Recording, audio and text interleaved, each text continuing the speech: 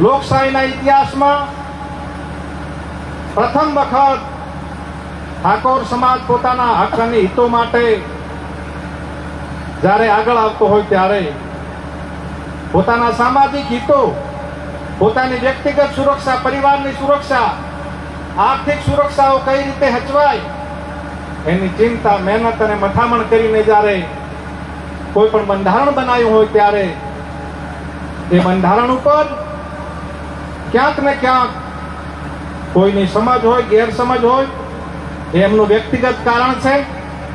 પણ આ બંધારણ કોઈ વ્યક્તિઓએ નથી બનાવ્યું. આ બંધારણ સમગ્ર 3 જિલ્લાના ઠાકોર સમાજના આગેવાનો, વડીલો, યુવાન, દોસ્તો, માતાઓ, બહેનો બધાના પરામર્શથી 2 મહિનાની મહેનત કરીને બનાવેલું બંધારણ છે.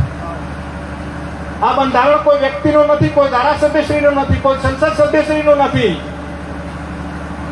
આખા સમાજનું બંધારણ છે. અને સમાજને વંદન કરું છું, સેલ્યુટ કરું છું કે તમે 100% બંધારણ પાડ્યું છે. તાળીઓથી વધાવો બધાય. એ 100% બંધારણ જે પાડ્યું છે ત્યારે મારી આપ સૌને વિનંતી છે કે ગાબડિયા ગામમાં આમ તો મિટિંગમાં આવીએ તો હરખ હોય, આનંદ હોય, પણ આજે જે આગેવાનો આવ્યા ને વેદના લઈને આવ્યા છે, દુઃખ લઈને આવ્યા છે. એનું દુઃખ છે. મને વ્યક્તિગત પણ દુઃખ છે ને આગેવાનોને પણ દુઃખ છે. કોઈ એક આપણો ભાઈ એની ગેરસમજથી એક ભૂલ કરે અને એના પ્રત્યાઘાતો આખા ઉત્તર ગુજરાતમાં ફેલાય ને ગુજરાત સુધી ફેલાય. આવી કમનસીબ ઘટના સમાજ માટે બીજી ન હોઈ શકે. દુઃખદ ઘટના છે અને સખત શબ્દોમાં હું વ્યક્તિગત રીતે વખોડું છું ને આપ સૌના સહકારથી વખોડું છું.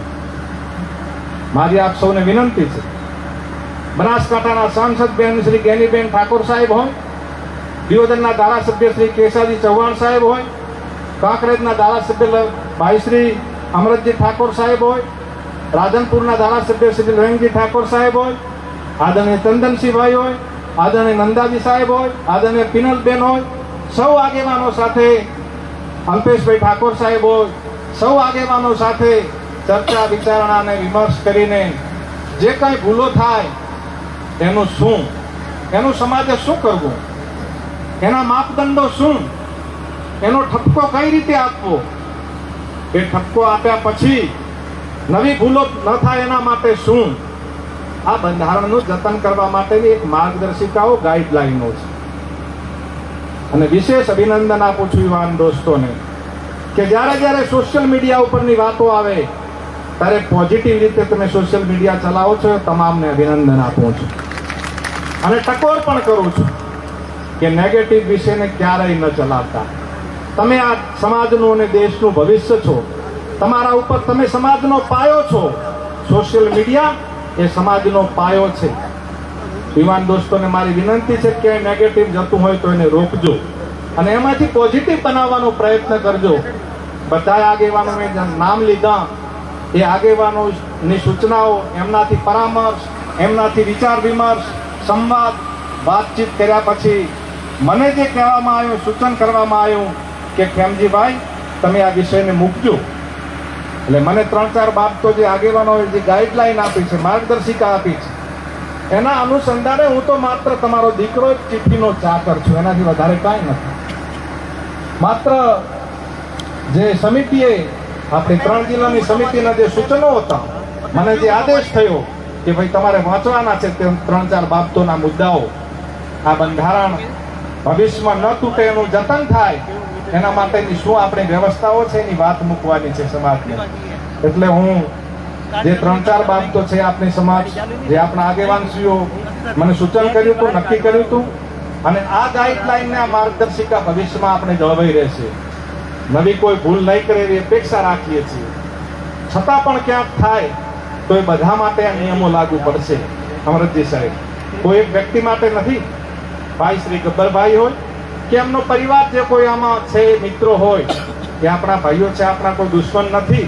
આપણો વાંધો એમની ભૂલ સામે છે, એમની સામે નથી.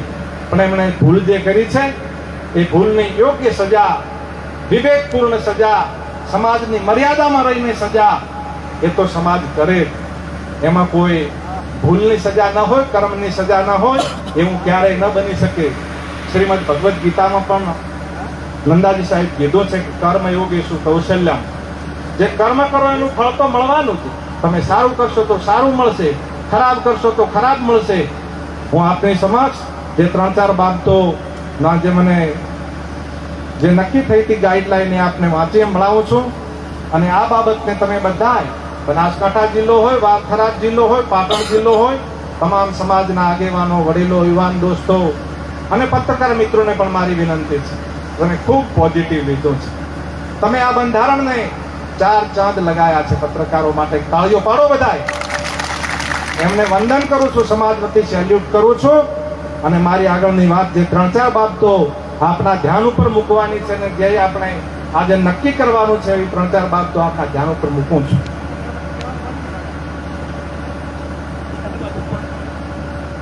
4 મુદ્દા કહું એના પહેલા 2-3 બાબતો હતી અમૃતજી સાહેબ, કે ગ્રામ સમિતિઓ જે બાકી હોય બનાવી દેજો. તાલુકા સમિતિ લેમજીભાઈ બાકી છે ડીસાની, તો બનાવી દેજો, મારી વિનંતી છે. 21 જણ કે 31 જણની. અને જે ગામોમાં બંધારણની કોપી નથી મળી, ડીડી સાહેબ, ત્યાં બંધારણની કોપી કઈ રીતે પહોંચતી થાય ગામોને એવો પ્રયત્ન તાલુકા સમિતિ કરે. આ બધાને લાગુ પડે છે 3 જિલ્લાને. અને જે મારી વાત સોશિયલ મીડિયાથી સાંભળતા હોય, લાઈવ સાંભળતા હોય, અહીંયા હાજર છે એ લોકોને પણ, જે લોકો નથી હાજર એમને પણ બધાને વિનંતી છે કે બધા માટે છે. 4 બાબતો જે ધ્યાનમાં છે, બનાસકાંઠા, વાવથરા અને પાટણ જિલ્લા ઠાકોર સમાજના બંધારણને તોડનાર વ્યક્તિઓ, એ 3 વ્યક્તિઓના નામ આદરણીય ધારાસભ્ય શ્રી જાહેર કરશે. મુક્કમ જાબડિયા, તાલુકો ડીસા, જિલ્લો બનાસકાંઠાની સામે સમાજ નીચે મુજબનો નિર્ણય કરે છે. ઠાકોર સમાજ તેમને 1 વર્ષ માટે જ્ઞાતિ બહાર એટલે કે નાત બહાર મૂકવાનો નિર્ણય કરે છે. 1 વર્ષ પછી સમાજના બંધારણ દિવસની ઉજવણી વખતે જાબડિયા ગામના ઠાકોર સમાજની ગ્રામ સમિતિ તેમને સમાજમાં પરત લેવાની વિનંતી કરે તો તે અભિપ્રાય ડીસા ઠાકોર સમાજ તાલુકા સમિતિના ધ્યાન ઉપર મૂકીને ગુણ દોષના આધારે સમીક્ષા કરીને નિર્ણય કરવામાં આવશે. એનો યોગ્ય દંડ કરવામાં આવશે. જે તારે દંડ કરવાનો થાય. આ વ્યક્તિઓને સામાજિક, આર્થિક કે ધંધાકીય કોઈ પણ જાતનો સમાજે સાથ સહકાર આપવો નહીં. 4 મહિના સુધી. અને સહકાર આપનાર વ્યક્તિ સમાજનો દોષિત ગણાશે. સોશિયલ મીડિયામાંથી સમાજના ભાઈઓને વિનંતી કે તેમને અનફોલો કરે અને પવિત્ર કાર્યમાં સહકાર આપે. આ 4 બાબતો હતી. માન્ય આગેવાન શ્રીઓનું સૂચન હતું એ મેં આપની સમક્ષ મૂક્યું છે. મારી વાણીમાં, વિચારમાં કઈ ભૂલ થઈ હોય તો વ્યક્તિગત માફી માંગુ છું. કઈ ભૂલ થઈ હોય બોલવામાં, માણસ માત્ર એ ભૂલને પાત્ર. આપ સૌનો આભાર અસ્તુ. વંદે માતરમ. જય શ્રી રામ.